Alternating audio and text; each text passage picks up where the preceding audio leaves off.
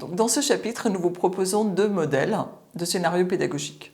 Mais comme je vous l'ai déjà dit, chaque formateur a son scénario pédagogique et peut le présenter comme il le souhaite, à partir du moment où vous respectez les items que nous avons vus au chapitre précédent. Donc là, vous avez une première page où on va présenter le scénario pédagogique, on va dire global.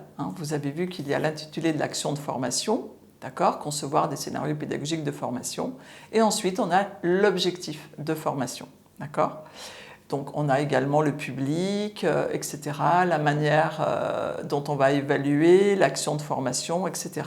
Et ensuite, vous avez dessous le scénario pédagogique détaillé, où vous allez donc avoir l'objectif pédagogique, vous avez les contenus, les messages clés, et vous avez là, dans ce modèle, on a regroupé dans une seule case, on a regroupé donc les types de regroupement, les méthodes, les techniques, tout est au même endroit. Donc vous pouvez le noter, voilà, on le verra à cet endroit-là.